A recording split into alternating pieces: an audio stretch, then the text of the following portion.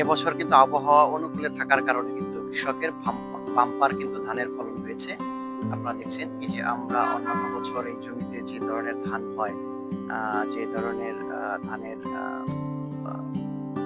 উৎপাদন, কিন্তু এবছর কিন্তু সেই তুলনায় কিন্তু ধানের কিন্তু অনেক বেশি উৎপাদন হয়েছে। এই যে আপনারা দেখছেন যে এই যে ধানগুলো দেখছেন, যে ধানের যে মোটা মোটা যে ছোবা হয়েছে এবং সেইখানে ধানের যে শীষ, অনেক বড় শীষ হয়েছে। কয়েক বছরের মধ্যে এত লম্বা ধান কিন্তু আমরা দেখি নাই।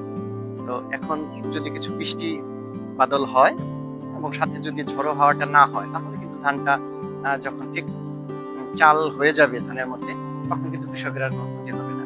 এই জন্য আমরা সকলেই আল্লাহ তাআলার কাছে দোয়া করব, আল্লাহ যেন এর মধ্যে কোনো প্রকার ঝড় এবং বিশেষ করে ধানের ক্ষতি হয় এরকম কোনো আবহাওয়ার যেন তৈরি না হয়।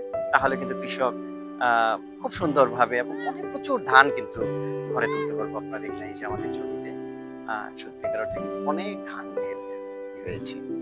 ধন্যবাদ।